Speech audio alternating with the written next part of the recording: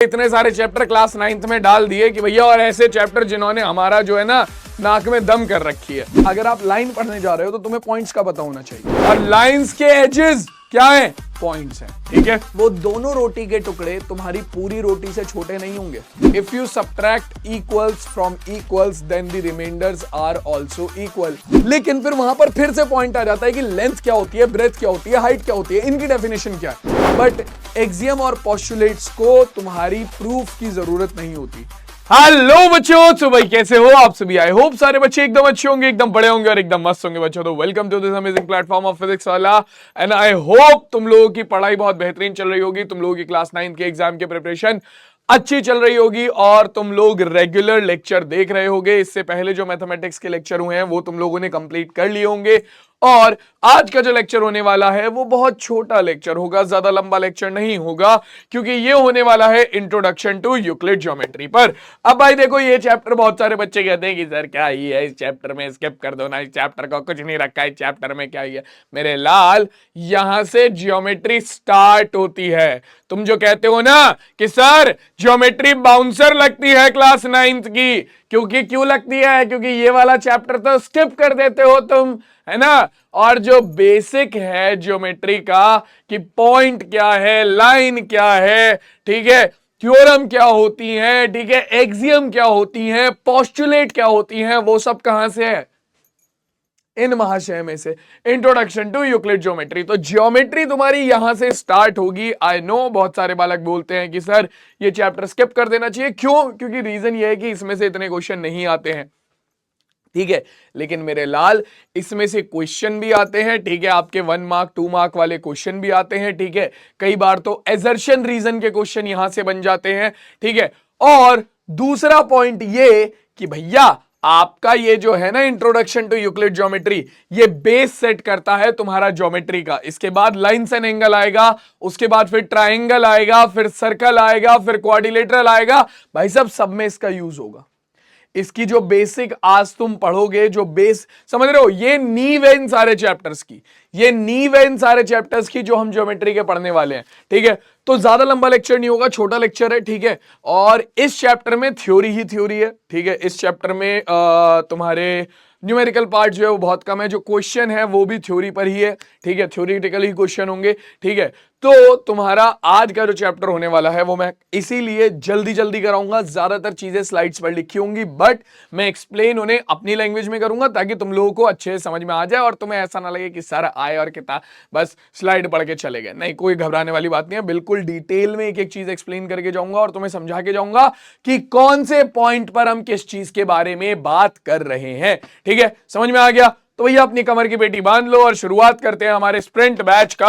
आज का स्प्रिंट जो कि होने वाला है किसके ऊपर? आपका इंट्रोडक्शन टू यूक्लिड ज्योमेट्री पर। तो देखो, मेनली अगर मैं इस चैप्टर में यहां जो भी लिखा है वो तो सारा कुछ पढ़ना ही है। मेनली अगर मैं बात करूं यहां पर हमें क्या पढ़ना है, यहां पर मेनली हमें पढ़नी है यूक्लिड्स डेफिनेशन, यूक्लिड्स पोस्टुलेट्स और यूक्लिड्स एक्सियम। ये तीन चीजें जो हैं ये मोस्ट इंपॉर्टेंट होंगी इस चैप्टर में से, ठीक है। आपका ये तीनों चीजें तुम्हें पता होनी चाहिए। एक्सियम क्या होती है, पोस्टुलेट्स क्या होते हैं, इन दोनों के डिफरेंस पता होने चाहिए। कई बार एग्जाम में डायरेक्टली आ जाता है, right the difference between axiom and postulate. समझ रहे हो? तो तुम्हें पता होना चाहिए कि एक्सियम क्या होती है और पोस्टुलेट क्या होती है। तुम लोगों को पता होना चाहिए कि भैया ये वाली जो एक्सियम है ये कौन से नंबर की एक्सियम है, ठीक है। तो ये कब होगा? ये तब होगा जब तुम एक बार इस चैप्टर को पढ़ लोगे, एक बार इस चैप्टर को रिवाइज कर लोगे और समझ लोगे। तो शुरुआत करते हैं हमारे इस चैप्टर की, ठीक है, जो कि होने वाला है इंट्रोडक्शन टू यूक्लिड ज्योमेट्री। तो सबसे पहले ज्योमेट्री के ही बारे में बात कर लेते हैं कि है क्या, क्योंकि ये चैप्टर स्टार्ट है तुम्हारी ज्योमेट्री वाली यूनिट का। तो ज्योमेट्री है क्या, क्यों पढ़ रहे हैं हम, क्या जरूरत है ज्योमेट्री की, है क्यों हमने ट्राइंगल, रेक्टेंगल, क्वाड्रिलेटरल, सर्कल और ये लाइंस एंड एंगल इतने सारे चैप्टर क्लास 9th में डाल दिए कि भैया, और ऐसे चैप्टर जिन्होंने हमारा जो है ना नाक में दम कर रखी है, ऐसे चैप्टर हम क्यों पढ़ रहे हैं ये सब? क्यों? क्योंकि भैया देखो, एक टाइम ऐसा था जब ये सब नहीं था, ठीक है। और वहां पर क्या हुआ भैया, कुछ किसान होंगे गांव में, ठीक है, मैं जस्ट एक स्टोरी सुना रहा हूं तो मैं ऐसे समझ लो, कुछ किसान होंगे गांव में, ठीक है। अब भाई किसानों का काम क्या है? खेती करना, ठीक है। खेती किस पे होगी? जमीन पे होगी, ठीक है। अब एक किसान रहा होगा थोड़ा तेज दिमाग वाला, उसने क्या करा, उसने बराबर वाले किसान की अपनी जो मेड़ थी, जो बाउंड्री होती है, मेड़ बोलते हैं बाउंड्री को खेत की, ठीक है, फील्ड की जो बाउंड्री होती है उसे हम बोलते हैं मेड़, ठीक है। अब भैया उसने क्या करी, थोड़ी सी इधर खिसका ली और अपनी इधर वाली बाउंड्री थोड़ी सी इधर खिसका ली। अब क्या हुआ, उसने कर लिया दोनों किसानों बराबर बराबर अपने पड़ोसी किसानों के खेतों पे कब्जा, ठीक है। और उसने कहा तुम्हारे पास क्या प्रूफ है कि भैया तुम्हारी जमीन इतनी नहीं, इससे ज्यादा थी, हमारी तो पहले से ही इतनी थी, बाउंड्री देख लो, हमारी तो बाउंड्री देख लो ना तुम, हमारी तो इतनी थी पहले से ही। हो गई लड़ाई भाई किसानों में, ठीक है। तो उस टाइम पर एग्जिस्टेंस में आए कौन महाशय, ज्योमेट्री महाशय। तो ज्योमेट्री का मतलब क्या है, ज्योमेट्री का मतलब है जियो और मेट्रॉन, मतलब ये दो अलग अलग वर्ड से मिलकर बना है, ग्रीक वर्ड से जियो और मेट्रॉन, ठीक है। अब यहां पर होता क्या है, जियो का मतलब है, देखो भाई लिखा हुआ भी है, जियो का मतलब है आपका, जियो का मीनिंग है अर्थ और मेट्रीन का अर्थ है टू मेजर, ठीक है।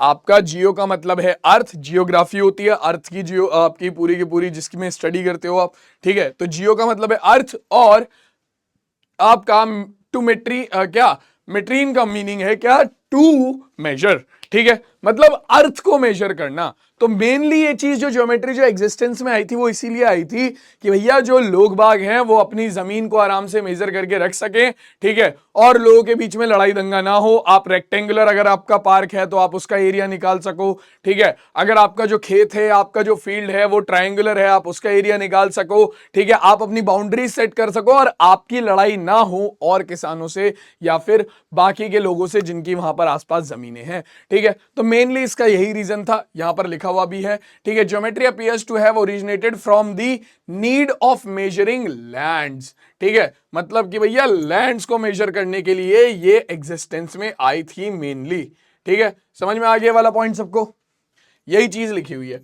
कहानी क्लियर हो गई ये वाली सबको, ठीक है। This branch of mathematics was studied in the various form of ancient civilisation, मतलब भैया जो हमारी पुरानी सिविलाइजेशन थी, मैंने पहले बोला है कि कहानी की तरह इस चैप्टर को समझेंगे क्योंकि थ्योरेटिकल चैप्टर है, ठीक है। क्या कि भैया जो एंशिएंट सिविलाइजेशन थी, मोहनजोदाड़ो हो गई, हड़प्पा हो गई, ठीक है, इनमें काफी ज्यादा इस चीज की स्टडी की गई थी, ठीक है। आगे देखो, Euclid's geometry introduced by a Greek mathematician Euclid, भैया एक ग्रीक मैथमेटिशियन थे यूक्लिड, इन्होंने क्या करा, इन्होंने बनाई यूक्लिड ज्योमेट्री। और मैं बताता हूं कुछ नहीं था, मैं बताता हूं, ये भाई साहब थे एकदम तेज तर्रार। उस टाइम पे बहुत सारे मैथमेटिशियंस थे, बहुत सारे मैथमेटिशियंस ने बहुत सारी चीजें बताई कि भाई ये भी हो सकता है, ये भी हो सकता है, ये भी हो सकता है, ये भी हो सकता है, ये भी हो सकता है, ये भी हो सकता है, ये भी हो सकता है, ये भी हो सकता है, ठीक है। 50 तरीके की चीजें बता दी, अलग अलग वर्ल्ड में घूम रही थी। यूक्लिड ने क्या करा, यूक्लिड ने उठाई सारी चीजें ऐसे, ठीक है, और उन्हें एक बुक के अंदर डाल दिया, समझ रहे हो, उसने सारी चीजें उठाई और एक बुक के अंदर डाल दी और भैया उसे बना दिया अपनी बुक का नाम देकर। टोटल 11 सेट बनाए थे उस बुक के उन्होंने, 11 या 13 सेट, मुझे ध्यान नहीं है अभी, 11 या 13 सेट बनाए थे, अभी आगे हम पढ़ेंगे इसके बारे में, ठीक है।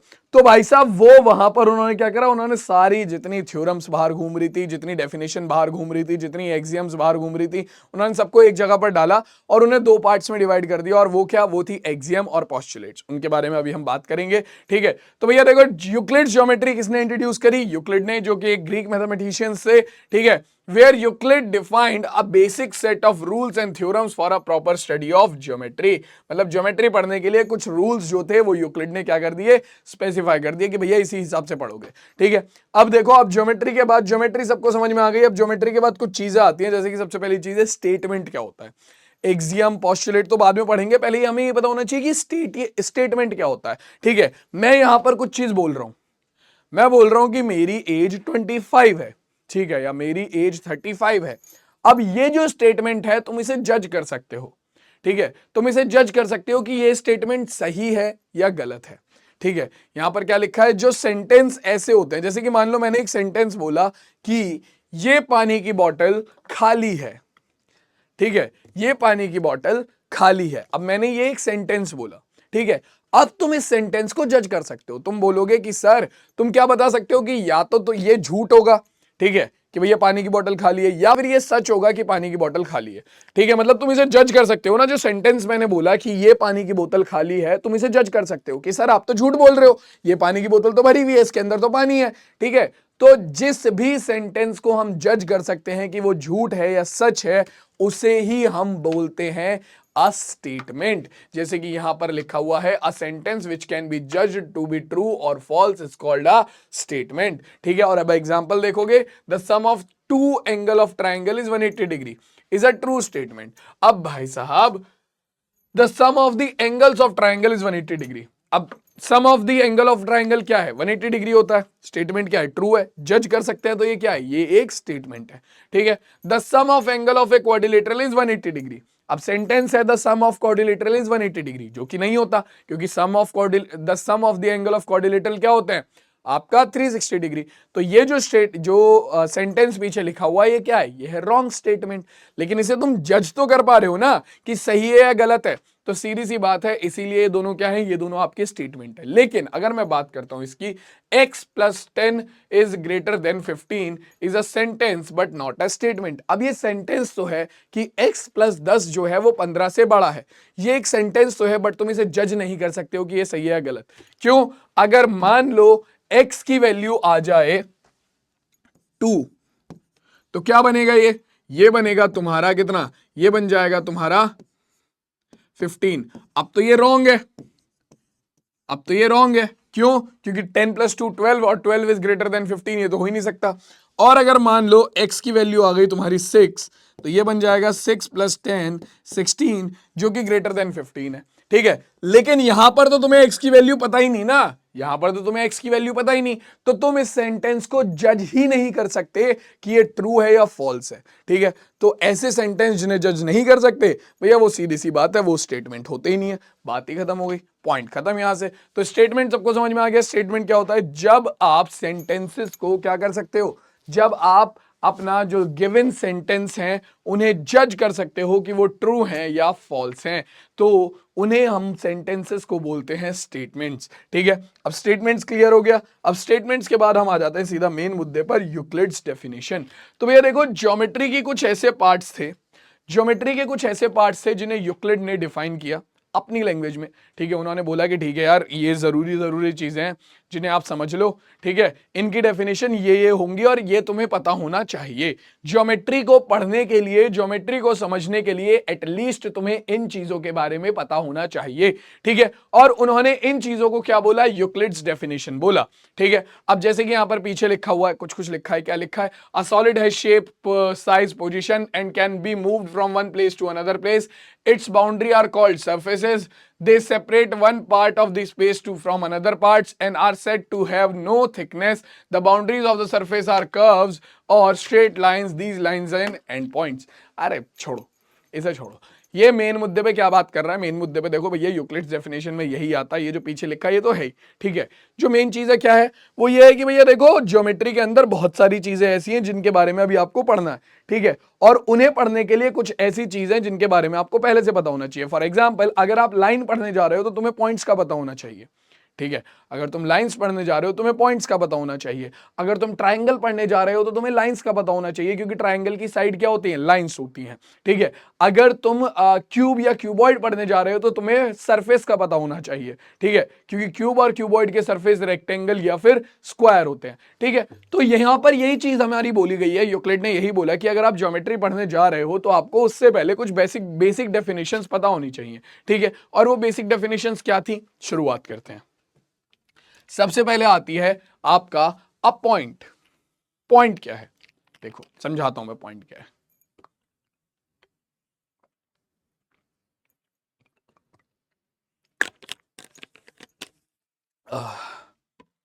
पॉइंट लिखा हुआ है, a point is that which has no part. No part बोले तो दिस इज अ पॉइंट।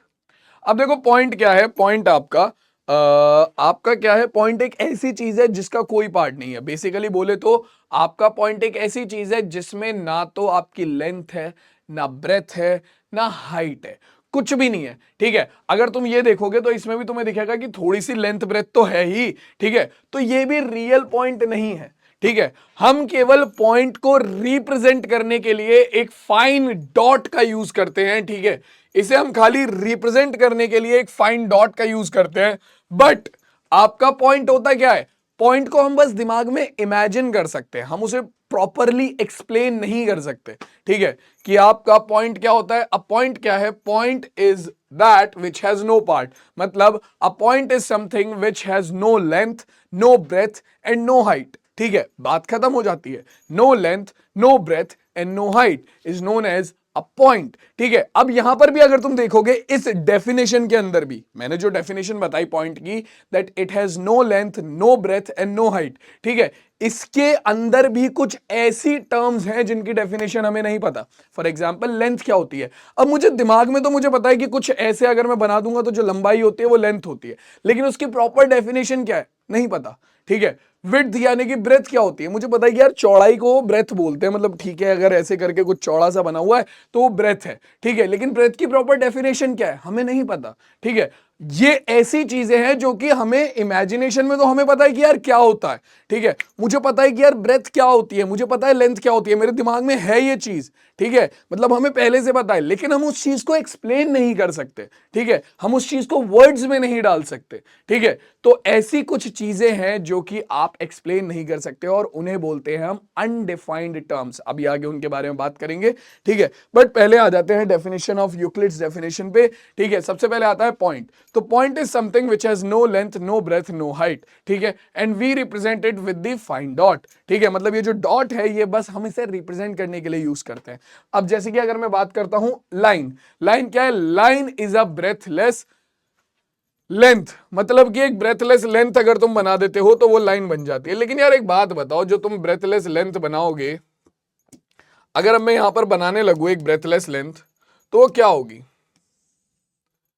इसमें भी तुम देखोगे थोड़ी सी ब्रेथ तो है ही भाई, इसमें अगर तुम देखोगे तो इसमें भी थोड़ी सी ब्रेथ तो है ही, थोड़ी सी विड्थ तो है ही, ठीक है। तो यार मैं आपका ये चीज है ना, आइडियली बनाना पॉसिबल होता ही नहीं है। ऐसा एक पॉइंट बनाने के लिए अगर मैं जाऊंगा भाई ऐसी चीज कैसे बनाऊं जिसकी लेंथ ही नहीं है, विड्थ ही नहीं है, हाइट ही नहीं है, ठीक है, ऐसी लेंथ कैसे बनाऊं जिसकी कोई विड्थ नहीं है, ठीक है, कुछ ना कुछ विड्थ तो होगी तभी तो वो हमें दिखेगी, वरना तो वो दिखेगी ही नहीं, ठीक है। तो लाइन क्या है? Line is a breathless length. अब यहां पर भी देखो दो टर्म आ गए, एक ब्रेथ और एक लेंथ, ठीक है, जिनकी डेफिनेशन हमें नहीं पता है, लेकिन हमें दिमाग में पता है कि लेंथ क्या होता है, हमें पता है कि ब्रेथ क्या होता है, ठीक है, लेकिन इनकी प्रॉपर डेफिनेशन हमारे पास नहीं है। तो ये क्या है? ये है आपके अनडिफाइंड टर्म्स, ठीक है, पढ़ेंगे इनके बारे में भी अभी आगे, ठीक है, पहले यहां तक बात करते हैं। अब इसके बाद आपके पास क्या आता है? The end of a line are points, ठीक है, जो आप देखोगे तुम्हारी लाइन जो होती है वो कहां पर खत्म होती है? वो खत्म होती है पॉइंट्स पर। अगर तुम देखोगे तो तुम्हारी जो लाइंस है वो कहां पर खत्म होती है? वो खत्म होती है पॉइंट्स पर, ठीक है। आगे क्या है? अ straight line is a line which lies evenly with the point on itself, मतलब कि एक स्ट्रेट लाइन क्या होती है? एक स्ट्रेट लाइन एक ऐसी लाइन होती है जो कि उसके हर एक पॉइंट पर, मतलब लाइन के अंदर जितने भी पॉइंट है ना, लाइन के अंदर जितने भी पॉइंट है वो उन हर पॉइंट्स पर क्या करे? इवनली लाई करे, यानी कि इवनली उन पॉइंट्स के ऊपर से होकर जाए, तभी वो स्ट्रेट लाइन बनेगी। अगर मान लो यहां पर इस लाइन के सारे पॉइंट्स हैं, ठीक है, और ये लाइन जो है वो इन पॉइंट से होकर जाने की बजाय ऐसे चली जाती, तो क्या ये स्ट्रेट लाइन बनती? नहीं ना। आपका स्ट्रेट लाइन क्या होगी? आपका जो उस लाइन के सारे पॉइंट्स है उनसे इवनली होकर जाए, उसे ही आप क्या बोलोगे? स्ट्रेट लाइन बोलोगे। आगे देखो, a surface is that which has length and breadth only, मतलब कि अगर अब आप कोई भी एक चीज बना लो, सरफेस क्या होगा? सरफेस होगा जिसके पास लेंथ और ब्रेथ दोनों चीजें हैं, ठीक है, यानी कि जो भी आपकी 2D फिगर्स हैं वो सारी की सारी सरफेस में आ जाती हैं जहां पर आपके पास लेंथ और ब्रेथ दोनों चीजें आती हैं, ठीक है। फॉर एग्जाम्पल माई बोर्ड, ठीक है, my board is a surface, ठीक है, जहां पर एक लेंथ है ये रही, ठीक है, एक ब्रेथ है ये रही, तो ये क्या है? ये भी एक सरफेस है, ये भी एक सरफेस है। सरफेस में क्या होता है? आपके पास दो चीजें होती हैं, एक लेंथ और एक ब्रेथ, ठीक है। अब अगर तुम आगे देखोगे, the edges of a surface are lines, ठीक है, तुम देखोगे मेरा जो बोर्ड है वो एक सरफेस है और इसके एजेस क्या है? इसका ये वाला एज क्या है? एक लाइन है।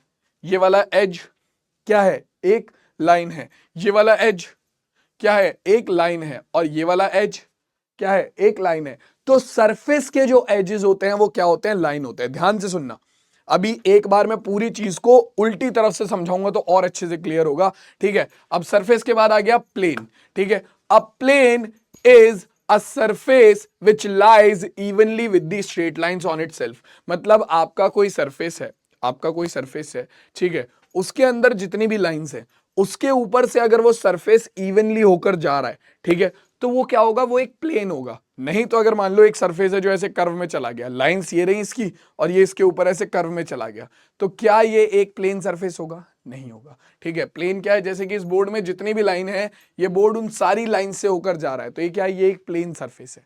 ठीक है, ये क्या है, ये एक प्लेन है। अब प्लेन के बाद तुम्हारे पास आता है क्या, अब प्लेन के बाद आती है तुम्हारे पास ये वाली definition, a solid. A solid is something which can be moved and which has size, position। ठीक है, मतलब अब solid is something which has size and position, मतलब उसका साइज होता है, एक पोजीशन होती है। जैसे कि मैं हूं, अब मेरा कुछ साइज है और मेरी एक पोजीशन भी है कि भाई मैं इस कमरे के अंदर हूं। मेरी जो बॉटल वहां पर रखी है उसका एक साइज है और वहां पर उसकी एक पोजीशन है कि वो टेबल के ऊपर है।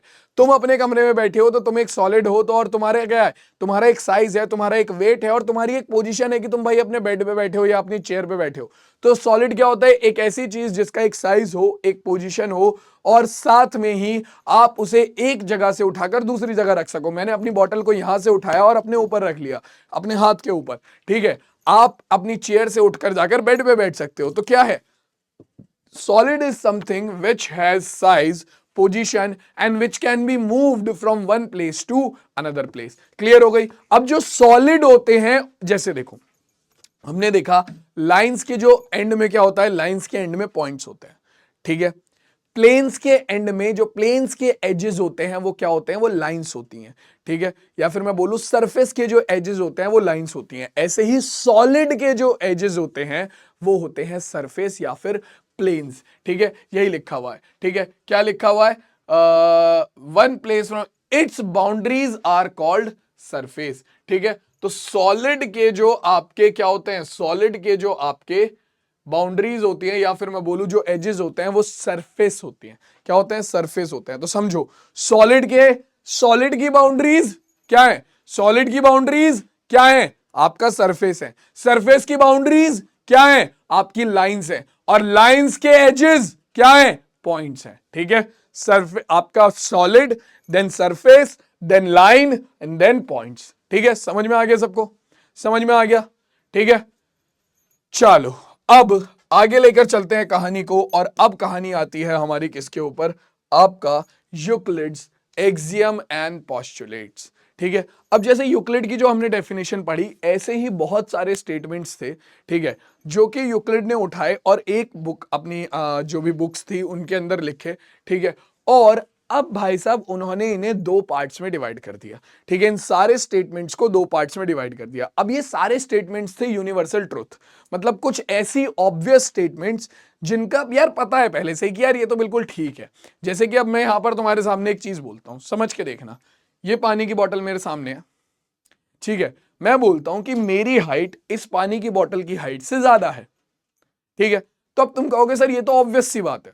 ठीक है, बिल्कुल करेक्ट स्टेटमेंट है और ऑब्वियस सी बात है कि दिख रहा है यार, इसे प्रूव करने की जरूरत नहीं है कि अब मैं यहां पर इंच टेप लेकर आऊं, मैं इसे मेजर करूं कि अच्छा इसकी हाइट इतनी है, फिर मैं अपनी हाइट मेजर करूं और उसके बाद मैं प्रूव दूं इस चीज का कि भैया मेरी हाइट इस बॉटल की हाइट से ज्यादा है। नहीं, जरूरत नहीं है, ऑब्वियस है कि दिख रहा है कि भैया जो बॉटल की हाइट है वो मेरी हाइट से कम है या फिर जो मेरी हाइट है वो बॉटल की हाइट से ज्यादा है। तो ये क्या है, ये एक ऐसा स्टेटमेंट है, अगर मैं बोल दूं कि भैया मेरी हाइट इस बॉटल की हाइट से ज्यादा है, तो ये एक ऐसा स्टेटमेंट है जो कि आपका ऑब्वियस दिख रहा है आपको कि इसे प्रूव करने की जरूरत नहीं है। हाँ जी, तो ऐसे ही मैथमेटिक स्टेटमेंट जो थे उन्हें यूक्लिड ने उठाया और दो पार्ट्स में डिवाइड करा, एक को बोला एक्सियम्स, एक को बोला पोस्टुलेट्स। तो ये थे तुम्हारे यूनिवर्सल ट्रुथ, इन्हें तुम्हें प्रूव करने की कोई जरूरत नहीं थी। तो यानी कि एक्सियम और पोस्टुलेट्स दोनों ही चीजों को प्रूव करने की कोई जरूरत नहीं होती। यही चीज यहां पर पीछे लिखी होगी।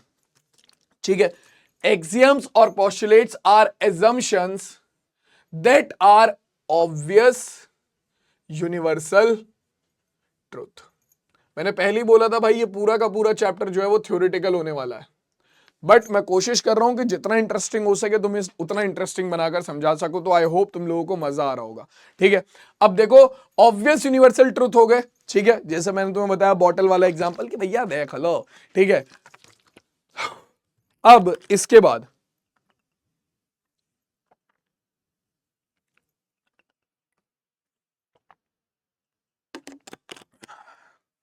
जैसे कि अब ऑब्वियस यूनिवर्सल ट्रूथ है कि तुम्हारे नंबर कितने ही अच्छे आ जाएं, तुम्हारे रिश्तेदार तो आके कहेंगे ही कि भैया हमारे लड़के के तो देखो मेहनत बहुत कही थी हमारे लड़के ने।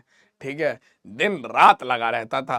ठीक है, एग्जाम से पहले वो जरूर बोलेंगे तुम्हारी मम्मी को आके कि हमारा लड़का तो दिन रात लगा हुआ है, बिल्कुल एकदम पूरी तरीके से पढ़ाई में झोंक दिया लड़के ने हमारे ने बिल्कुल। आपका वाला क्या कर रहा है? मम्मी कहेंगे तुम्हारी देखो वो तो कर रहा है, देखो क्या होता है एग्जाम में, वो तो पेपर के बाद ही रिजल्ट में पता चलेगा, चाहे उसके बेचारे के रिजल्ट में नंबर आ रहे हैं 30 में से 12, लेकिन क्या ही कर सकते हैं, अभी तो रिश्तेदारों का काम है ये बोलना। ठीक है, ये यूनिवर्सल ट्रुथ है कि भैया वो तो बोलेंगे ही, है ना, यूनिवर्सल ट्रुथ है, बोलेंगे ही आके कि भैया हमारे लड़के ने तो पढ़ाई एकदम सब कुछ छोड़ दिया, खेलना कूदना बस पढ़ाई में लगा हुआ है। तो वो है क्या भैया, यूनिवर्सल ट्रुथ है, आगे बोलेंगे रिश्तेदार तुमसे, हर साल यही होता है, आगे भी यही होगा। ठीक है, चलो तो ऐसे ही यूनिवर्सल ट्रुथ थे जो कि यूक्लिड को दिखे, अलग अलग जगह जगह पे पड़े हुए, उन्होंने उठाए सारे एक जगह रख दिए और उन्हें दो पार्ट्स में डिवाइड कर दिया। एक पार्ट को बोला एक्सियम, एक पार्ट को बोला पोस्टुलेट। अब समझते हैं कि भैया एक्सियम कौन से वाले पार्ट में थे और पोस्टुलेट कौन से वाले पार्ट में थे। तो देखो एक्सियम तो उन्होंने बोला कि सुनो सुनो, तुम्हें जहां लगाना है, दुनिया जमाने में जहां इस्तेमाल करना है, ठीक है, वहां इस्तेमाल कर लो एक्सियम का। तो एक्सियम इज लाइक गरम मसाला। ठीक है, एक्सियम इज लाइक गरम मसाला। आज खाना बनाना सिखा देता हूं मैं तुम्हें, जिस सब्जी में चाहो उतना डाल दो। ठीक है, जिस सब्जी में मन हो उस सब्जी में डाल दो, गरम मसाले का वो वाला हाल होता है ना। तो भैया आपका एक्सियम इज लाइक गरम मसाला। ठीक है, पूरी मैथमेटिक्स में कहीं भी यूज हो सकते हैं। ठीक है, तो एक्सियम क्या थे, यूनिवर्सल ट्रुथ थे। ठीक है, जो कि पूरी मैथमेटिक्स में कहीं पर भी यूज हो सकते थे। तो अगर मैं एक प्रॉपर डेफिनेशन दूं एक्सियम की, तो axioms are universal truth and they can be used throughout the mathematics. ठीक है, लिखा हुआ है ये, देखो क्या लिखा है, axiom are assumptions that are obvious universal truth, they are not proven, मतलब इन्हें प्रूव करने की जरूरत नहीं है। ठीक है, और Euclid axioms are the assumption that used throughout the mathematics, मतलब कि यूक्लिड की जो एक्सियम थी, यानी कि जो ऐसे यूनिवर्सल ट्रुथ थे जो कि थ्रू आउट द मैथमेटिक्स कहीं भी यूज हो सकते हैं, उन्हें उठाकर यूक्लिड ने कहां रखा, एक्सियम वाले सेगमेंट के अंदर रखा। कहां रखा, एक्सियम वाले सेगमेंट के अंदर रखा। और एक्सियम क्या हो गए आपके ऐसे universal truth, axioms are universal truth that can be used throughout the mathematics and they don't need any proof. ठीक है, इन्हें प्रूफ की कोई जरूरत नहीं होती क्योंकि ये ऑब्वियस यूनिवर्सल ट्रूथ होते हैं। अब वहीं पर अगर मैं बात करता हूं पोस्टुलेट्स की, तो पोस्टुलेट्स क्या है, वो भी यूनिवर्सल ट्रूथ है। ठीक है, वो भी ऐसे स्टेटमेंट है जो कि पहले से ही पता है कि भाई सच ही होंगे। ठीक है, झूठ तो हो ही नहीं सकते। ठीक है, लेकिन अब ये स्टेटमेंट ऐसे थे जो कि यूनिवर्सल ट्रुथ तो थे, बट ये स्पेसिफिकली मैथमेटिक्स की ज्योमेट्री वाली ब्रांच के लिए यूज होने वाले थे। ठीक है, आपका एक्सियम तो तुम कहीं भी यूज कर सकते हो, एक्सियम तुम ज्योमेट्री में यूज कर सकते हो, तुम अपना क्या कहते हैं अलजेब्रा में यूज कर सकते हो। ठीक है, तुम ट्रिगो में यूज कर सकते हो, जहां पर तुम्हारा मन हो वहां पर तुम अलजेब्रा को यूज कर सकते हो। अर्थमेटिक में यूज हो सकती है अलजेब्रा, सॉरी, आपका जो एक्सियम है वो अर्थमेटिक में, अलजेब्रा में, ज्योमेट्री में, कंस्ट्रक्शन में कहीं भी यूज हो सकती है। थ्रू आउट दी मैथमेटिक्स कहीं भी यूज हो सकती है एक्सियम। लेकिन अगर मैं बात करता हूं पोस्टुलेट्स की, तो वो स्पेसिफिकली ऐसे यूनिवर्सल ट्रुथ थे जो कि केवल और केवल ज्योमेट्री में यूज हो सकते हैं। इसके अलावा आप उन्हें कहीं यूज नहीं कर सकते। अगर आप कहने लगो कि मैं इस पोस्टुलेट का इस्तेमाल करके अपना कोई सा अलजेब्रा का क्वेश्चन सॉल्व कर देता हूं, तो नहीं, ये आप नहीं कर सकते। ठीक है, postulates are the universal truth which are specifically used for geometry. बात खत्म। तो दोनों का डिफरेंस समझ रहे हो, एक्सियम और पोस्टुलेट में क्या डिफरेंस है? देखो, दोनों यूनिवर्सल ट्रुथ हैं, तो ये तो डिफरेंस है नहीं, बोथ आर यूनिवर्सल ट्रुथ। जो मेन डिफरेंस है वो क्या है, axioms can be used throughout the mathematics and जो आपके पोस्टुलेट्स थे वो क्या है, postulates can only be used in geometry। मतलब स्पेसिफिकली ज्योमेट्री के लिए जो आपके यूनिवर्सल ट्रूथ हैं उन्हें postulates बोला गया है, और थ्रू आउट मैथमेटिक्स में यूज होने वाले जो यूनिवर्सल ट्रूथ्स हैं उन्हें आपका एक्सियम बोला गया है। एंड आई होप अब तुम्हें एक्सियम और postulate अच्छे से क्लियर हो गया होगा, यहां पर तो तुम्हें कोई डाउट नहीं होगा। जल्दी से बताओ भाई, क्लियर है सबको, समझ में आया भाई सबको, जल्दी से बताओ। क्लियर हो गया भाई, जल्दी से बताओ भाई, आगे बढ़े फिर।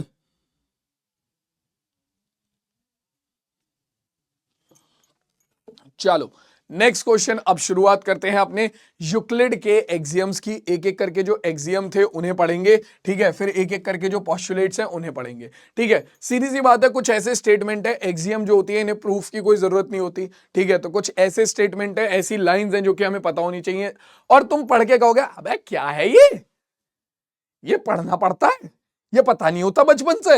सही में तुम पढ़ोगे इन चीजों को तो कहोगे खुद से ही कि यार ये पढ़ना पड़ता है, ये बचपन से नहीं पता होता है, फालतू की बात कर रहे हो, वो भी 9वीं क्लास में। अबे पहली में पढ़ लिया था ये तो हमने। देखो क्या है, सबसे पहली लाइन पढ़ते ही ये कहोगे तुम, क्या है, things which are equal to same things are equal to one another. मतलब कि अगर कोई दो चीजें किसी एक चीज के इक्वल हैं तो वो दोनों चीजें आपस में भी इक्वल होंगी, ठीक है। फॉर एग्जाम्पल, अगर तुम्हारा दोस्त है राम, ठीक है, तो अगर राम की एज जो है वो आपके किसके, श्याम की एज के बराबर है, ठीक है, और आपके जो त्रिलोक हैं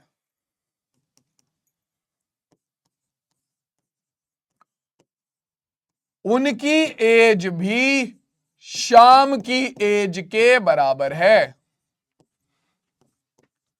तो यहां पर क्या होगा, आपका जब दो चीजें किसी एक चीज के इक्वल होती हैं तो वो दोनों आपस में भी इक्वल हो जाती हैं। तो जब आपका, आप देख सकते हो, राम की एज भी श्याम की एज के बराबर है और त्रिलोक की एज भी श्याम की एज के बराबर है, तो इसका मतलब इन दोनों की एजेस भी आपस में बराबर हो जाएंगी, ठीक है। आपका त्रिलोक की एज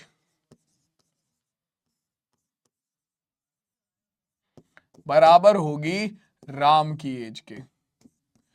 क्यों? क्योंकि ये दोनों किसी एक ही चीज के बराबर थे। तो ये आपका किसी भी चीज में हो सकता है। आपकी कोई अगर चीजें हैं, 2, 3, 5, 7 चीजें, अगर वो किसी एक चीज के बराबर हैं तो वो सारी आपस में भी बराबर होंगी। क्लियर हो गई बात, समझ में आ गया? कोई 2, 3 चीजें अगर किसी एक चीज के बराबर हैं तो वो सारी आपस में बराबर होंगी।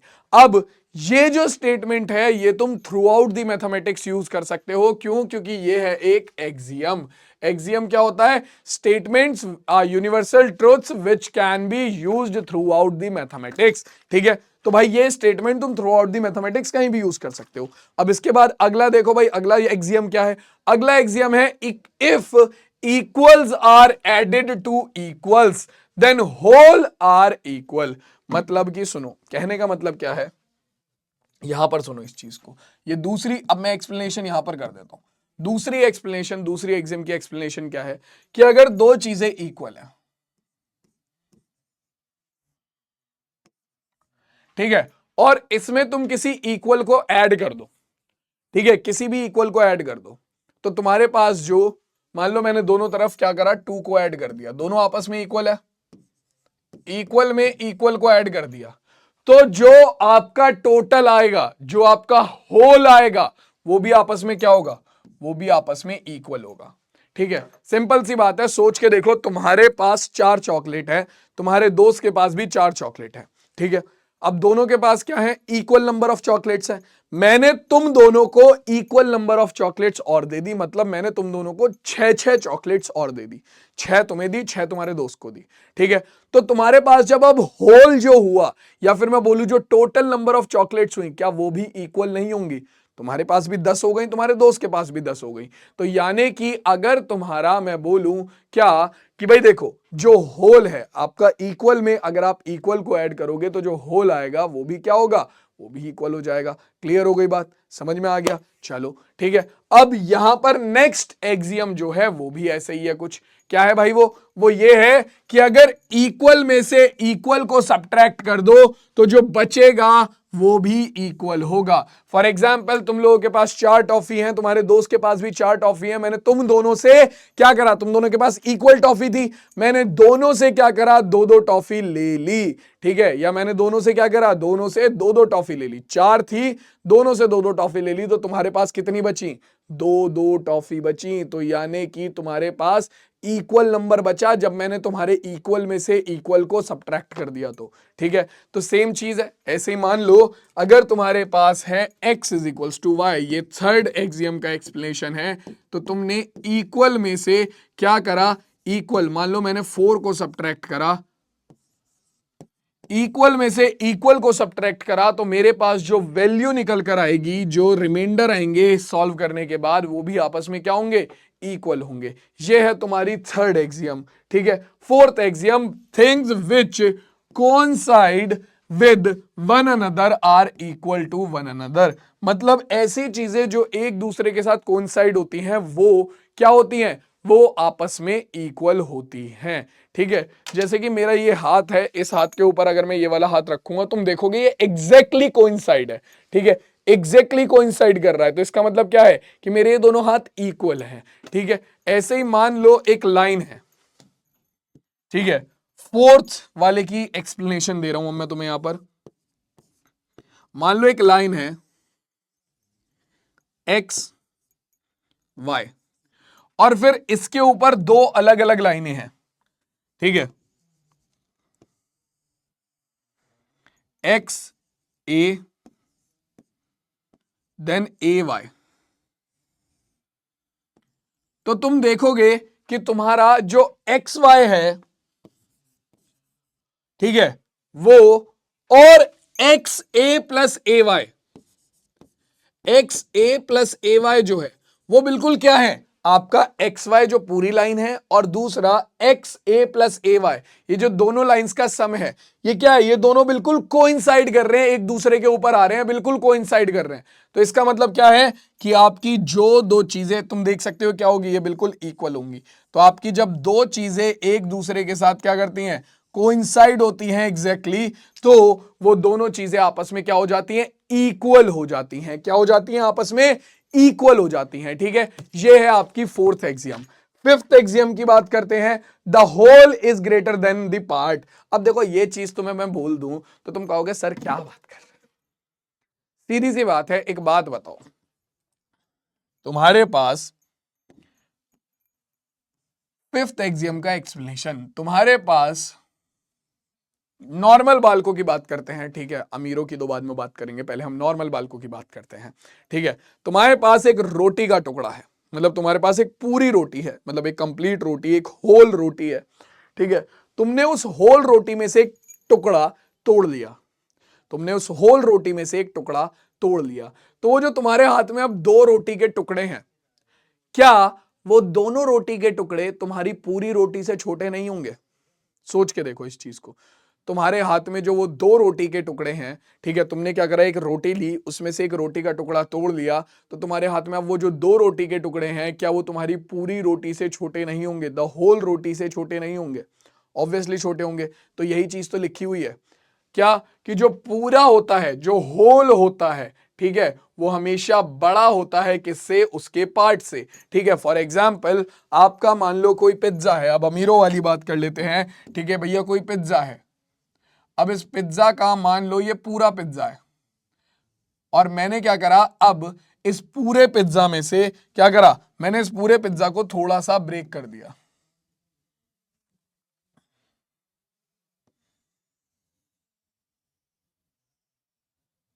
ठीक है, ब्रेक कैसे किया भाई, ब्रेक किया कुछ ऐसे।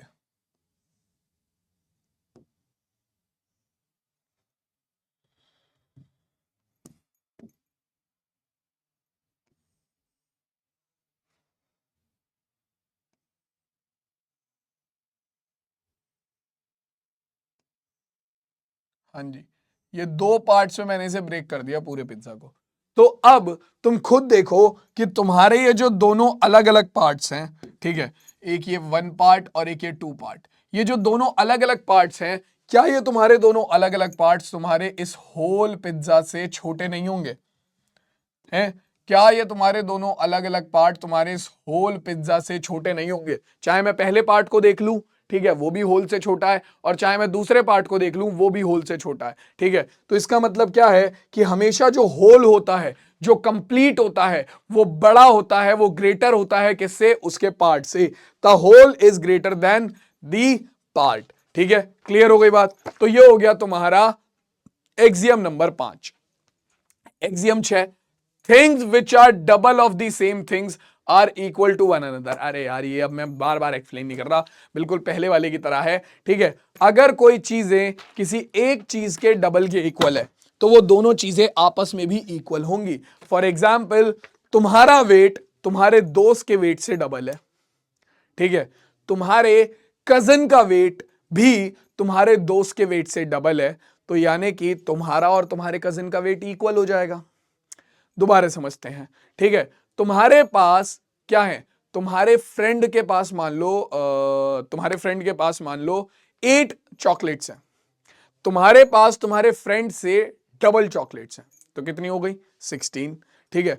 और तुम्हारे कजिन के पास भी तुम्हारे फ्रेंड से डबल चॉकलेट्स हैं, तो उसके पास भी कितनी होंगी? 16 होंगी। तो यानी कि तुम्हारे पास और तुम्हारे कजिन के पास इक्वल नंबर ऑफ चॉकलेट्स हो जाएंगी, ठीक है। तो यही चीज ये बोलती है कि कोई भी चीजें अगर किसी एक चीज के डबल के इक्वल है, कोई भी चीजें अगर किसी एक चीज के डबल के इक्वल हैं, तो वो सारी आपस में इक्वल हो जाएंगी, ठीक है। और इससे अगला एक्सियम भी सेम इसी तरीके से है कि अगर कोई भी चीजें किसी एक चीज के हाफ के इक्वल होंगी, तो वो भी आपस में इक्वल हो जाती हैं, ठीक है। फॉर एग्जाम्पल, अगर मान लो तुम्हारी हाइट तुम्हारे फ्रेंड की हाइट से हाफ है, ठीक है, और तुम्हारे एक दूसरे फ्रेंड की हाइट भी तुम्हारे फ्रेंड की हाइट से हाफ है, तो तुम दोनों की हाइट्स आपस में कैसी हो जाएंगी?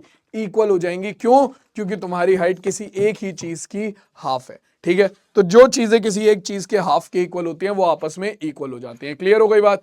ये सारी एक्सियम्स हैं तुम्हारी यूक्लिड की, यानी कि ये सारे ऐसे स्टेटमेंट्स हैं, ऐसे यूनिवर्सल ट्रुथ हैं जिन्हें प्रूफ की जरूरत नहीं है और जो कि थ्रू आउट द मैथमेटिक्स कहीं भी यूज हो सकते हैं।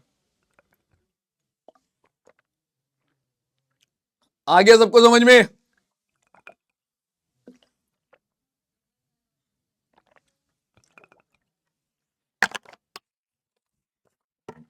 चलो जी, आगे बढ़ते हैं। अब देखते हैं हमारे पास क्या आता है।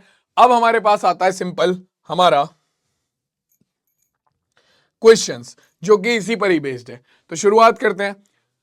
कहता है Euclid second axiom as per the order given in the textbook of your class 9th। मतलब क्लास 9th में जो आपको ऑर्डर दिया हुआ है एक्सियम्स का, उसके हिसाब से सेकंड एक्सियम क्या है यूक्लिड की? तो पहली एक्सियम थी कि भैया आपका क्या, अगर कोई चीजें किसी एक चीज के इक्वल होती हैं, तो वो आपस में भी इक्वल होती हैं। ये पहली एक्सियम थी। दूसरी एक्सियम क्या थी? कि अगर इक्वल्स में इक्वल को ऐड किया जाए, तो जो होल आता है वो भी आपस में इक्वल होता है। So if equals be added to equals, the whole are equal. Option number B जो है वो बिल्कुल करेक्ट होगा, ठीक है। तुम चेक भी कर सकते हो, ये उसी सीक्वेंस में लिखी हुई है सारी। If equals are added to equals, the whole are equal, ये उसी स्टेटमेंट उसी उसमें लिखी हुई है ऑर्डर में। Axioms are assumed, definition, theorems, universal truth specific to geometry, universal truths in all branch of mathematics. तो हम जानते हैं एक्सियम क्या होते हैं? ऐसे यूनिवर्सल ट्रुथ जो कि थ्रू आउट द मैथमेटिक्स कहीं भी यूज हो सकते हैं। तो option number D, universal truth in all branches of mathematics, option number D is absolutely correct, ठीक है। आगे बढ़ते हैं। नेक्स्ट क्वेश्चन देखो। बाउंड्रीज ऑफ सॉलिड्स आर, हमने बात करी थी इस बारे में कि सॉलिड की बाउंड्री सरफेस होती है, सरफेस की बाउंड्री लाइन होती है, लाइन की बाउंड्री पॉइंट्स होती है, ठीक है। तो सॉलिड की बाउंड्री क्या होती है? Surface. Option number A is absolutely correct, ठीक है। आगे बढ़ते हैं, अगला क्वेश्चन देखते हैं क्या कह रहा है। कह रहा है a point C is called the midpoint of line segment AC if, देखो आपका point C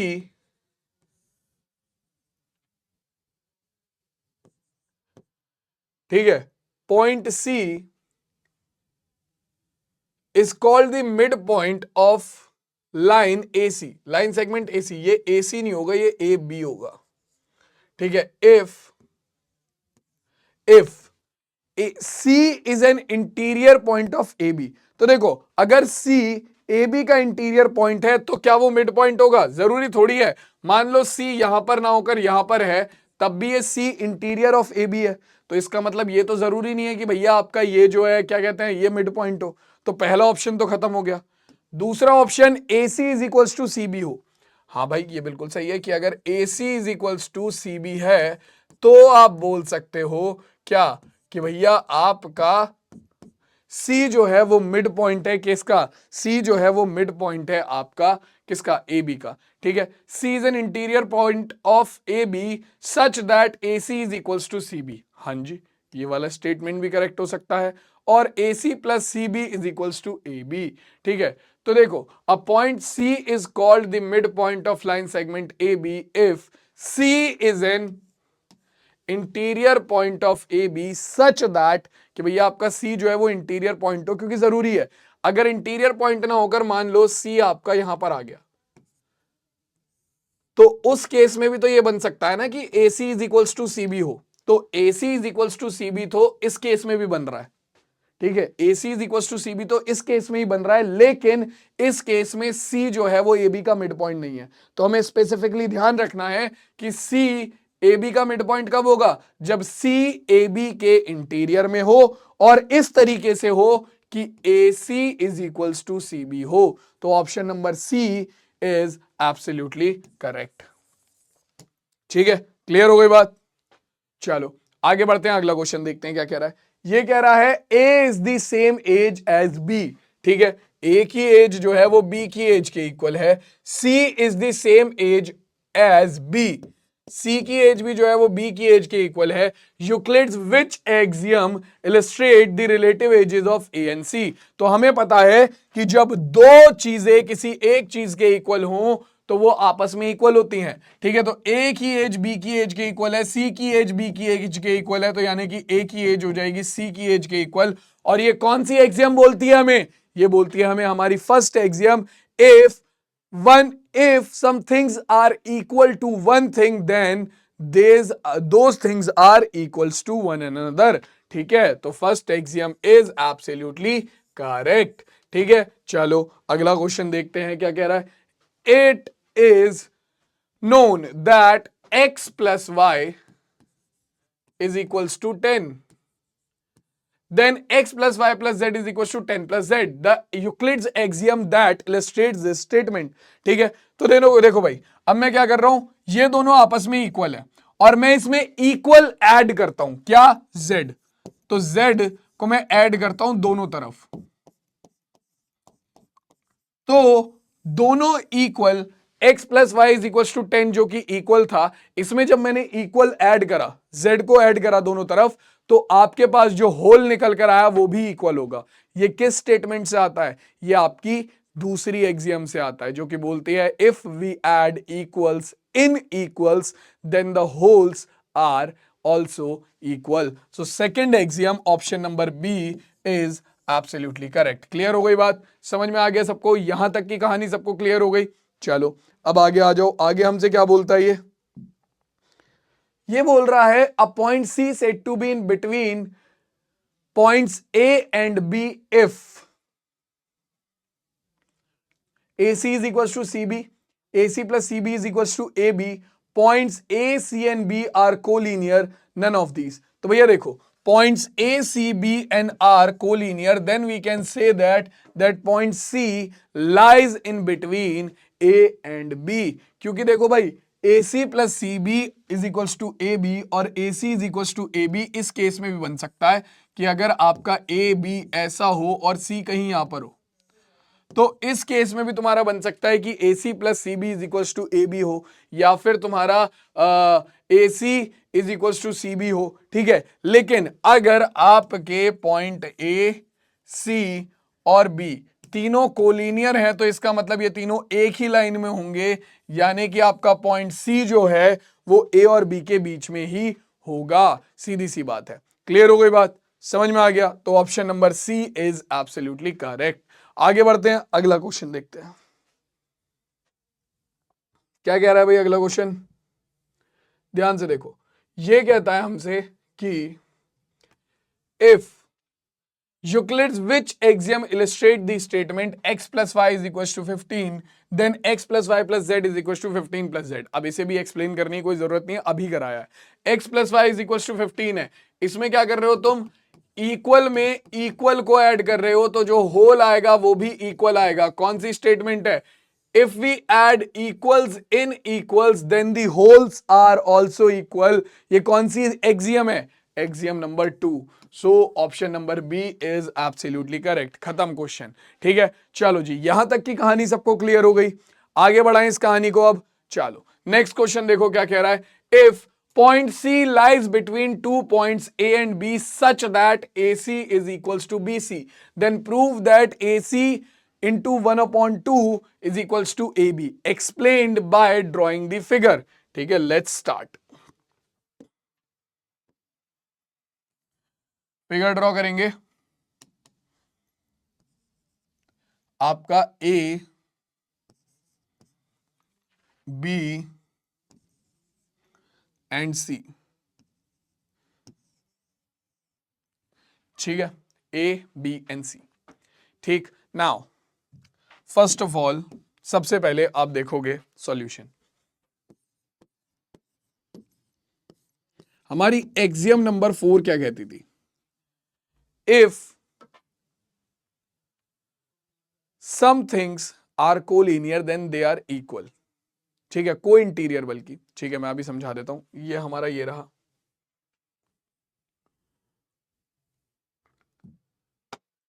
if sorry coincide है, if things which coincide with one another are equal to one another. मतलब कि चीजें जो एक दूसरे के साथ कोइंसाइड हो वो एक दूसरे के इक्वल होती हैं, है ना, वो एक दूसरे के इक्वल होती हैं। सो फ्रॉम अब देखो यहां पर एक एक चीज आपको लिखनी पड़ेगी कि आप क्यों लिख रहे हो। एक्सियम 4, ठीक है, क्या from axiom 4 we can see आपका जो ए बी है, जो ए बी है वहां पर वो क्या है, वो ए सी प्लस सी बी के साथ कोइंसाइड कर रहा है। आपका जो ए बी है, ए बी जो है वो ए सी प्लस सी बी के साथ कोइंसाइड कर रहा है। तो आपको पता है जब दो चीजें कोइंसाइड करती हैं तो वो आपस में इक्वल होती हैं, ठीक है, वो आपस में क्या होती हैं, इक्वल होती हैं। ठीक है, अब ये तो हो गया एक्सियम 4 से। आगे अगर तुम देखोगे, तुम्हें पता है क्या कि AC इज इक्वल्स टू है किसके, BC के। ये कहां से आया, गिवन है। AC इज इक्वल्स टू है BC के, ये चीज हमें गिवन है। ठीक है, हमें प्रूव करना है AC is equals to half, AC into half is equals to AB।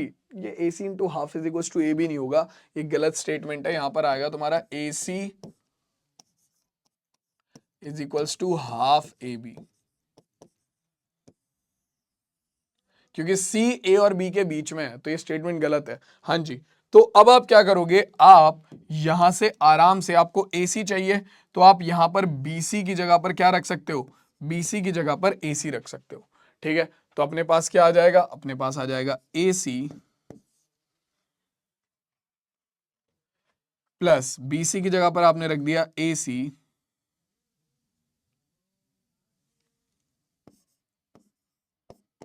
Is equals to किसके, आपका AB। ठीक है, तो AC प्लस AC कितना हो गया, 2AC is equals to AB के। ठीक है, दोनों तरफ 2 से डिवाइड कर दोगे तो आपके पास कितना आ जाएगा, आपके पास आ जाएगा AC is equals to half AB के। ये लो भाई, यही आपको प्रूव करना था, हैंस प्रूव्ड। तो आपको एक्सियम्स लिखनी पड़ेंगी कि किस एक्सियम का यूज करके आप क्या चीज कर रहे हो यहां पर। ठीक है, आपको ये एक्सियम्स यहां पर लिखनी पड़ेंगी कि किस एक्सियम का यूज करके आप क्या कर रहे हो, क्वेश्चन को सॉल्व कर रहे हो। ठीक है, क्लियर हो गई बात, समझ में आ गया सबको? चलो आगे बढ़ते हैं, अब अगला क्वेश्चन देखते हैं क्या कह रहा है। कहता है in figure AC is equals to BD then prove is equals to AB is equals to CD। हमें पता है AC इज इक्वल्स टू क्या है, BD है। ठीक है, तो हमें प्रूव करना है क्या, हमें प्रूव करना है कि AB इज इक्वल्स टू होगा CD के। चलो जी देखो भाई, हमें पता है solution AC is equals to BD, दोनों इक्वल है।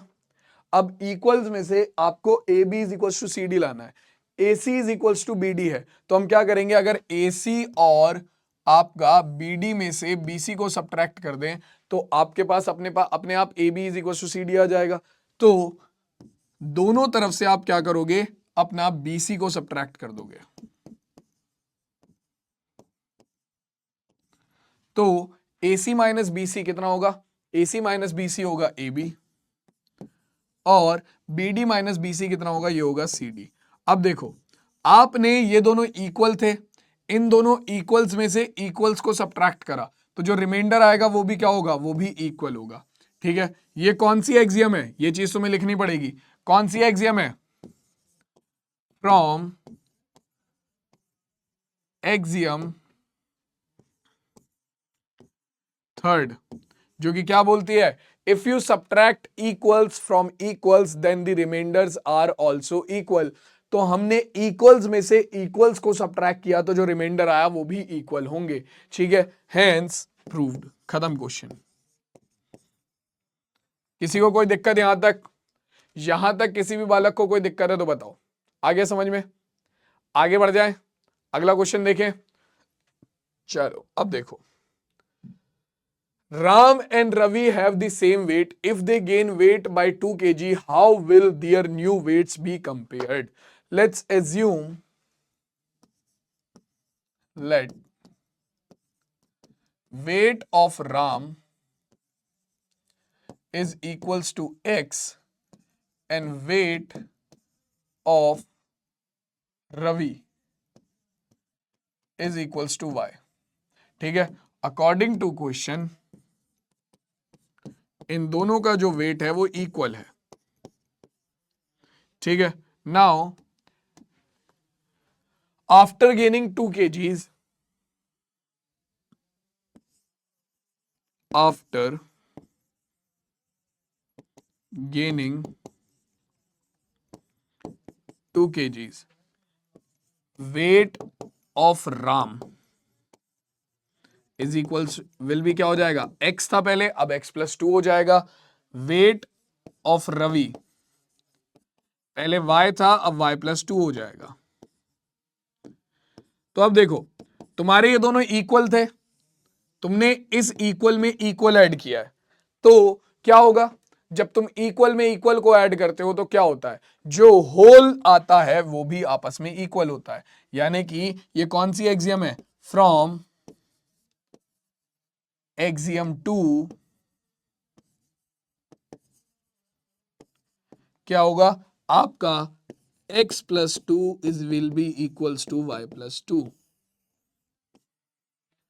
तो इसने बोला था कि then how will their new weights be compared, so their weights will be compared by the axiom number 2 and they will be equal. ठीक है, क्लियर हो गई बात, समझ में आ गया, आगे बढ़ते हैं। अब देखो, इसके बाद हमसे कहता है solve the equation a minus 15 plus is equals to 25 and which axiom do you use here? ये कह रहा है इक्वेशन सॉल्व करो और एग्जाम बताओ कौन सी यूज कर रहे हो।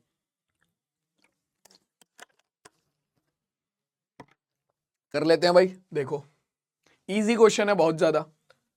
सॉल्यूशन ये है a minus 15 is equals to 25, है ना। हम क्या करते हैं, यहां पर दोनों तरफ किसे ऐड कर देते हैं, 15 को ऐड कर देते हैं, क्योंकि इक्वल में अगर इक्वल्स को ऐड करो तो जो सम आता है वो भी इक्वल होता है। तो ऐड 15 बोथ साइड्स, तो आपका हो जाएगा a माइनस 15 प्लस 15 और 25 प्लस 15। अब ये दोनों कैसे होंगे? इक्वल होंगे। क्यों? क्योंकि इक्वल्स में अगर मैं इक्वल ऐड कर रहा हूं तो जो सम आएगा वो भी इक्वल होगा। तो आप यहां पर लिखोगे कौन सी एक्सियम है ये? फ्रॉम एक्सियम 2, फ्रॉम एक्सियम 2, क्योंकि ये दूसरी एक्सियम है। ठीक है, तो आपके पास क्या होगा? आपके पास आ जाएगा 15 प्लस माइनस 15 प्लस 15 हो गया 0, तो a 25 प्लस 15 हो गया कितना? आपका 40। हाँ जी, ये आपके इस क्वेश्चन का करेक्ट आंसर हो जाएगा और ये आपका हो गया आंसर। ठीक है, क्लियर हो गया क्वेश्चन? आ गया समझ में? आगे बढ़ जाए। अगला क्वेश्चन देखो क्या कह रहा है। अगला क्वेश्चन कहता है it shows that x plus y is equal to 10 and x is equal to z, show that z plus y is equal to 10।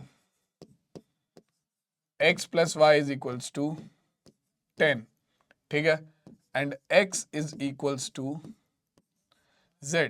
ठीक है, सो यहां से हम क्या करते हैं? सबसे पहले देखो x की वैल्यू निकालते हैं। कैसे? दोनों तरफ y को सब्ट्रैक्ट कर दो। ठीक है, तो x plus y minus y is equals to 10 minus y. ठीक है, कौन सी एक्सियम से आया ये? If we subtract equal from equal then we get equals. ठीक है, तो फ्रॉम एक्सियम नंबर 3, तो जो अब वैल्यू आएगी वो भी आपस में इक्वल होंगी, यानी कि x इज इक्वल्स टू आ गया प्लस वाई माइनस वाई हो गया 0, x इज इक्वल्स टू आ गया 10 y 10 minus y. Now we know x is equals to z। ठीक है, now we know x is equals to z। अब क्या होगा? एक्सियम 1 कहती है if we have two things equal then two things equals to one thing then those two things will be equal. ठीक है, things equal to one things are equals to one another. ठीक है, अब ये दोनों ही x के equal आ गई, तो एक्सियम 1 से क्या हो जाएगा? फ्रॉम एक्सियम 1 क्या होगा भाई? ये दोनों आपस में इक्वल हो जाएंगे, तो z is equals to 10 minus y. ठीक है, z is equals to 10 minus y. अब अगर z is equals to 10 minus y आ रहा है तो इसका मतलब क्या है? आपको z plus y is equals to 10 लाना था। दोनों तरफ क्या करो? इक्वल्स ऐड कर दो, तो z plus y is equals to 10 minus y plus y. फिर से वही चीज होगी क्या? अगर इक्वल्स में इक्वल्स को ऐड करते हैं तो जो सम आता है वो इक्वल आता है। ये कौन सी एक्सियम है? एक्सियम नंबर 3, सॉरी ये एक्सियम नंबर 2, एक्सियम नंबर 2। ठीक है, तो क्या आएगा? z plus y is equals to 10 minus y plus y हो गया 0, तो अपने पास कितना आ गया? z plus y is equals to 10। क्या यही नहीं प्रूव करना था? अब इस चीज को हम बचपन से, है ना, इस चीज को हम बचपन से ऐसे ही करते हुए आ रहे थे, बट अब हमें रीजंस पता है इनके। ठीक है, कि हम ऐसा क्यों कर रहे हैं, क्योंकि दो इक्वल्स आपस में इक्वल होते हैं। हमें पता है कि हम ये चीज क्यों लिख देते हैं डायरेक्ट, हमें पता है कि ये इक्वल्स आपस में इक्वल्स होते हैं, इसलिए हम लिख रहे हैं। अब हमारे पास देने के लिए रीजंस है इन चीजों के लिए। ठीक है, जो पहले हमारे पास नहीं हुआ करते थे। ठीक है, क्लियर हो गई बात? समझ में आ गया? चलो अब देखो यहां पर एक्सियम वाले टॉपिक को करते हैं साइड और शुरुआत करते हैं यूक्लिड्स पोस्टुलेट्स की। ठीक है, कि यूक्लिड के पोस्टुलेट्स क्या थे। अब पोस्टुलेट्स की अगर हम बात करें तो पोस्टुलेट्स क्या है? आपका बिल्कुल एक्सियम की तरह यूनिवर्सल ट्रुथ है। ठीक है, बट एक्सियम क्या थे? जो कि आपके थ्रू आउट द मैथमेटिक्स कहीं भी यूज हो सकते थे। बट पोस्टुलेट्स क्या है? ऐसे आपके universal truth, postulates are universal truth which can specifically be used in geometry, only on in geometry। लिखा हुआ भी है postulates in geometry is very similar to axioms, self-evident truth and beliefs in logic, political philosophy and personal decision making. The 5 postulates of Euclidean geometry define the basic rules governing the creation and extension of geometric figures with ruler and compass। मतलब कि अगर compass और ruler से जो आपके geometric figure हैं उनका basic हमारा पूरा का पूरा यहीं से निकल कर आता है। क्लियर हो गई बात?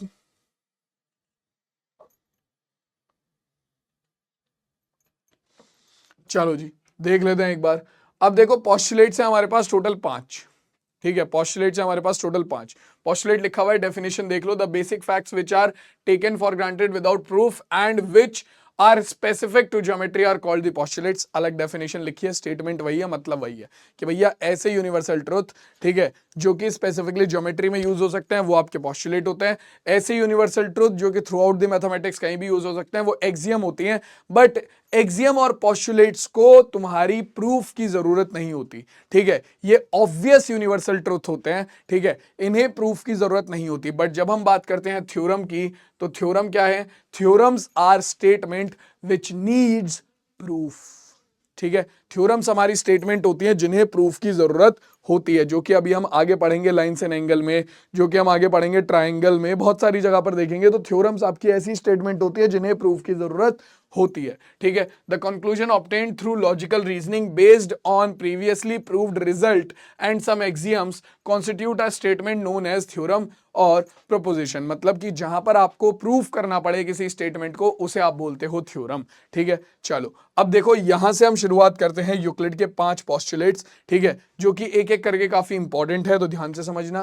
पहला point, a straight line may be drawn from one point two any another point. मतलब कि आपका एक ए लिखा हुआ है, ए लिखा हुआ है बड़े बड़े अक्षरों में, तो समझ जाओ, मतलब कि एक स्ट्रेट लाइन आपकी ड्रॉ की जा सकती है एक पॉइंट से किसी दूसरे पॉइंट तक, ठीक है, एक स्ट्रेट लाइन आपकी आराम से ड्रॉ की जा सकती है किसी एक पॉइंट से किसी दूसरे पॉइंट तक। ये पहला स्टेटमेंट है आपका, ये है आपका पहला पोस्टुलेट कि भैया एक लाइन ड्रॉ की जा सकती है किसी एक पॉइंट से किसी दूसरे पॉइंट तक, ठीक है।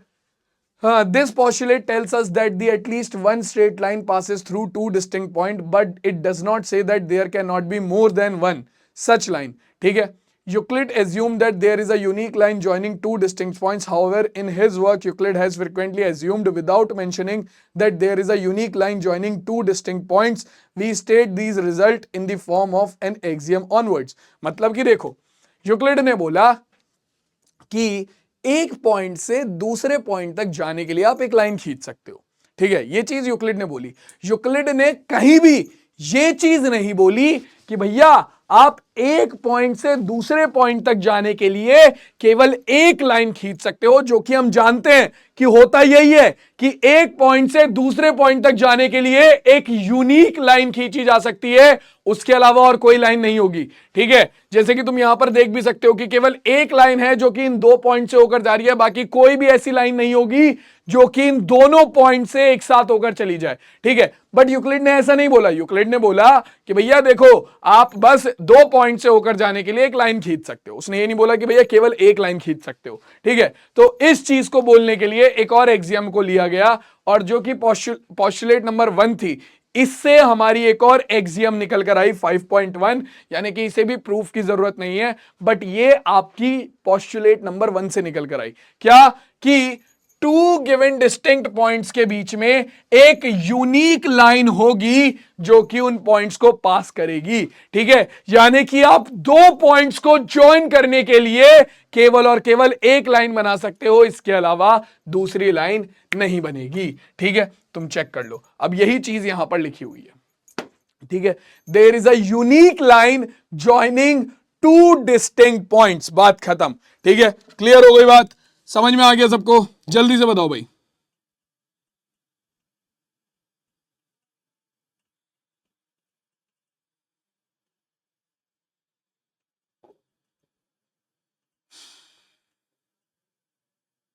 क्लियर हो गई बात?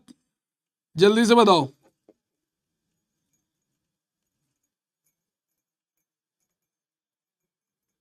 चलो आगे बढ़ते हैं। ये हो गई आपकी Euclid number axiom number 1, sorry 5.1, ठीक है। अब पोस्टुलेट नंबर 2 पर आ जाओ। A terminated line can be produced infinitely. मतलब कि अगर तुम्हारी एक लाइन है जो कि बीच में खत्म हो गई, ठीक है, लाइक दिस, आपकी ए बी लाइन थी, आपने इसे बीच में बनाकर छोड़ दिया, ठीक है, लेकिन इसका मतलब ये नहीं है कि ये और आगे नहीं बढ़ाई जा सकती, नहीं जी नहीं। एक टर्मिनेटेड लाइन जो है वो दोनों तरफ इनडेफिनेटली बढ़ाई जा सकती है, ठीक है। एक टर्मिनेटेड लाइन जो है वो दोनों तरफ इनडेफिनेटली बढ़ाई जा सकती है, और यही चीज लिखा हुआ है। ये आपका postulate number 2, a terminated line can be produced indefinitely. बात खत्म हो गई। A terminated line can be produced indefinitely. ठीक है, अब देखो तीसरी पोस्टुलेट क्या है कि अगर तुम्हारे पास एक पॉइंट है और एक रेडियस है, अगर तुम्हारे पास एक पॉइंट है और एक रेडियस है तो तुम उससे सर्कल बना सकते हो। A circle can be drawn with any centre and any radius. मतलब कि कोई भी सेंटर और कोई भी रेडियस तुम्हारे पास आ जाए, तुम उससे एक सर्कल बना सकते हो। 1.2 रेडियस आ गई तब भी सर्कल बनेगा। ठीक है, कोई एक पॉइंट दे दिया यहां पर छत पे मेरी, ठीक है, कोई एक पॉइंट दे दिया छत पे और मुझे रेडियस बोल दी √2 है, तब भी मैं सर्कल बना सकता हूं। मतलब कोई भी रेडियस और कोई भी सेंटर अगर मुझे दे दिया जाए तो उससे सर्कल कंस्ट्रक्ट किया जा सकता है। ठीक है, उससे सर्कल कंस्ट्रक्ट किया जा सकता है। यह है पोस्टुलेट नंबर 3। पोस्टुलेट नंबर 4 है क्या कि सारे के सारे जो राइट एंगल होते हैं वो इक्वल होते हैं। अबे क्यों नहीं होंगे, क्यों नहीं होंगे? जब सारे राइट एंगल होता क्या है, जिसकी वैल्यू 90 डिग्री हो। अब जब सारे राइट एंगल की वैल्यू 90 डिग्री है तो सारे इक्वल ही तो होंगे। तो यही लिखा हुआ है, all right angles are equal to one another. यह है पोस्टुलेट नंबर 4। ठीक है, a right angle is an angle measuring 90 degree, so irrespective of length of the sides. भाई छोड़ो ना, मेन मुद्दे पे आते हैं। जब सबकी वैल्यू 90 डिग्री है, राइट एंगल की वैल्यू ही 90 डिग्री होती है, तो सीधी सी बात है ना, क्या होगा, ये सब तुम्हारे क्या हो जाएंगे, ये सब तुम्हारे राइट एंगल हो जाएंगे। बात हो गई खत्म, टाटा गुड बाय, गया हो गया। ठीक है, आगे आ जाओ, अब कहानी को थोड़ा और आगे लेके चलते हैं। देखो भाई, पोस्टुलेट नंबर 5 का क्या है भाई, अब ये है इंपॉर्टेंट पोस्टुलेट, इसे समझना क्योंकि ये क्लास 9th के लाइन्स एंड एंगल वाले चैप्टर में भी थोड़ी सी काम आएगी। क्या है, if a straight line following on two straight lines makes an interior angles on the same side of taken together less than two right angles, then the two straight lines if produced indefinitely meet on that side on which the sum of the angles is less than two right angle। देखो भाई, सोचो इस चीज को ऐसे समझो, मान लो दो लाइंस है, मैं जस्ट एक एग्जांपल के लिए बना रहा हूं, ठीक है, और इन्हें कोई एक तीसरी लाइन पास कर रही है जो कि इन दोनों लाइंस को क्या कर रही है, कट कर रही है। ठीक है, इन दोनों लाइंस के एक साइड के एंगल्स का सम लो। ये मान लो ये हो गया x और y, इन दोनों का सम लिया x प्लस वाई, इन दोनों का सम लिया ये इधर ये इधर, ये हो गया 1 और 2, इन दोनों का सम लिया 1 + 2। तो देखो आपके दो लाइंस को इंटरसेक्ट करने वाली एक लाइंस के, ठीक है, एक लाइन के साइड के एंगल्स का सम अगर आप लेते हो, ठीक है, तो जिस साइड का सम दो राइट एंगल से, दो राइट एंगल मतलब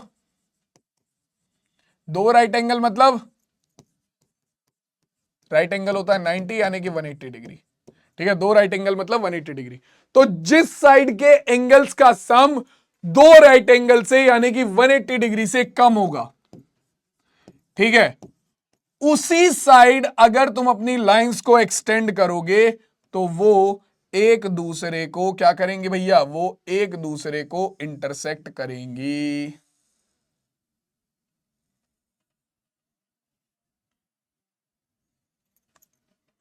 यहां तो ये थोड़ा लंबा फिगर हो जाएगा। ठीक है, तो यही चीज यहां पर लिखी हुई है, मैं जस्ट ऐसे ही बना दे रहा हूं इसे।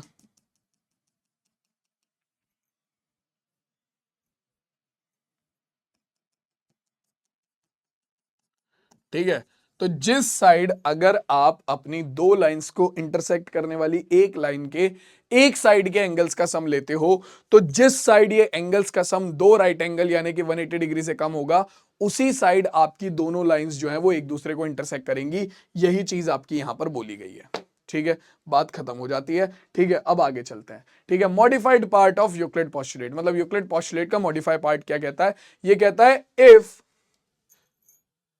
for every line L and for every point P not lying on L there exists a unique line M passing through point P and parallel to L। मतलब कि देखो कोई भी एक लाइन है L, ठीक है, और कोई भी एक ऐसा पॉइंट, कोई भी लाइन है L और कोई भी एक ऐसा पॉइंट जो कि लाइन L पर नहीं है। मान लो यहां पर P ले लिया मैंने पॉइंट, ठीक है, तो एक लाइन L और एक पॉइंट P जो कि उस लाइन पर एग्जिस्ट नहीं कर रहा, ठीक है, आप एक दूसरी लाइन खींच सकते हो जो कि पॉइंट P से होकर जाएगी और लाइन L के पैरेलल होगी। ठीक है, फॉर बिल्कुल ऐसे ही मान लो आपका एक लाइन है L, ठीक है, या मैंने बोल दिया एक लाइन है M, ठीक है, और इस लाइन M के लिए कोई एक पॉइंट अगर मैं ले लूं, मान लो X जो कि बाहर है, ठीक है, किससे, इस लाइन से, लाइन M से बाहर है, तो उस केस में क्या होगा, आप एक लाइन खींच सकते हो जो कि X से होकर जाएगी और आपका M के पैरेलल होगी। ठीक है, ठीक, तो ये चीज आपकी बोलती है यूक्लिड की फिफ्थ पोस्टुलेट का मॉडिफाइड वर्जन, कि अगर आपकी कोई लाइन है और एक कोई ऐसा पॉइंट है जो कि उस लाइन के बाहर एग्जिस्ट करता है, तो उस पॉइंट से जाने वाली आप एक ऐसी लाइन खींच सकते हो जो कि पहली वाली लाइन के पैरेलल होगी। ठीक है, चलो ठीक है, आ जाओ आगे। अब देखो भाई, यहां पर अब आ जाता है थ्योरम। ठीक है, थ्योरम के बारे में तुम्हें ऑलरेडी बताया, थ्योरम और कोरोलरी क्या होते हैं दोनों समझ लो। ठीक है, थ्योरम होते हैं statement that requires proof is called theorem, मतलब कि थ्योरम क्या होते हैं, ऐसी स्टेटमेंट जिन्हें प्रूफ की रिक्वायरमेंट होती है उन्हें थ्योरम बोलते हैं। ठीक है, establishing the truth of theorem is known as proving the theorem, मतलब जो थ्योरम में दे रखा है उसे स्टैब्लिश करना कि भाई वो सही है या गलत है, ठीक है, या फिर वो सही है ये प्रूव करना ही प्रूविंग ऑफ थ्योरम कहलाता है। फॉर एग्जाम्पल कि भैया sum of all angle of quadrilateral is 360 degree, ये तुम्हारा क्या है, ये तुम्हारा क्या हो गया, एक थ्योरम है जिसे हम प्रूव करते हैं। ठीक है, और कोरोलरी क्या होती है, देखो, a statement whose truth can be deducted from a theorem called its corollary, मतलब एक थ्योरम से अगर तुम किसी दूसरे स्टेटमेंट का क्या निकाल सकते हो, ट्रुथ प्रूव कर सकते हो, तो उसे उसकी कोरोलरी बोलते हैं। पढ़ेंगे इसके बारे में भी आगे। ठीक है, अब देखो, जैसे कि यहां पर तुम्हारे पास ये है, ठीक है, एक थ्योरम है, prove that to distinct line can not have more than one common point. ठीक है, मतलब कि अगर दो लाइनें हैं तो वो एक से ज्यादा कॉमन पॉइंट्स अपने पास नहीं हो सकता उन दोनों लाइनों का, ये आपको प्रूव करना है। Given two distinct line L and M, ठीक है, आपने दो डिस्टिंक्ट अलग अलग लाइन ले ली एल एन एम, आपने बोला to prove L and M can not have more than one point. ठीक है, ये आपको प्रूव करना है। ठीक है, प्रूव कैसे किया, if L is equal is L parallel to M, then clearly there is no point common between L and M। ठीक है, तो मतलब अगर L और M दोनों आपस में पैरेलल है तो कोई भी कॉमन पॉइंट नहीं होगा, तो एक जगह तो ये केस तो ये बन गया। दूसरा case, so let us consider the case where L is not parallel to M, if possible let P and Q two points common between L and M both, then L contains both the point P and Q and M contains both the point P and Q, but we know that there is only one line passing through two distinct points,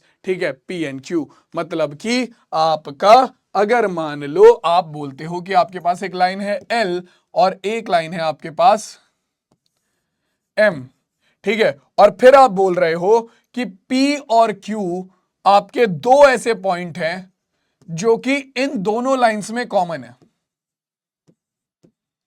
ठीक है, तो क्या ऐसा possible है, हो ही नहीं सकता। क्यों नहीं हो सकता, क्योंकि मेरे लाल आप जानते हो ये बात कि भैया दो पॉइंट से होकर जाने वाली एक यूनिक लाइन खींची जा सकती है, एक्सियम नंबर 1 में हमने ये चीज पढ़ी थी। ठीक है, तो यानी कि भाई ये चीज तो पॉसिबल ही नहीं है कि दो लाइन L और M आपके दो सेम पॉइंट से होकर चली जाए P और Q, तो ये तो हमारा क्या हो गया, कॉन्ट्रडिक्शन हो गया। तो यही चीज यहां पर लिखी हुई है, two distinct point, so but we know that there is only one line passing through two distinct points P and Q, so this contradicts the hypothesis that L and M are distinct, thus our superposition is wrong, hence two distinct lines cannot have more than one point in common। मतलब कि आपने ये बोला कि चलो आपने assume किया था कि दो पॉइंट है P और Q जिनसे ये दोनों लाइन आपकी होकर जा रही है, यानी कि दोनों लाइन के बीच में दो कॉमन पॉइंट्स है। फिर तुमने बोला कि भैया दो लाइंस के बीच में तो आपका क्या एक यूनिक लाइन ही आप बना सकते हो। ठीक है, तो या तो L होगी जो कि दो P और Q से होकर जाएगी, या M होगी जो P और Q से होकर जाएगी। दोनों लाइन तो जा नहीं सकती क्योंकि there are only one unique line passing through two common points, two points. तो अब तो ये तो दिक्कत हो गई भाई, अब क्या करें। अब वहां पर आपने क्या बोला, आपने बोला कि so this is a contradiction, that's why our assumptions in wrong, so there are only one common point in two distinct line, बात खत्म। ठीक है, अब आ जाते हैं अपने पास अनडिफाइंड टर्म्स। ठीक है, या फिर मैं बोलूं नॉट डिफाइंड टर्म्स। ठीक है, ये हम आगे पढ़ेंगे लाइन्स एंड एंगल में, तो इसे साइड में रखते हैं अभी। नॉट डिफाइंड टर्म्स क्या होती हैं, अब ये देखो। So there are 3 basic concepts in geometry, namely point, line and plane. ठीक है, पॉइंट, लाइन एंड प्लेन, ये 3 बेसिक कॉन्सेप्ट है हमारे। ठीक है, it is not possible to define these 3 concepts precisely.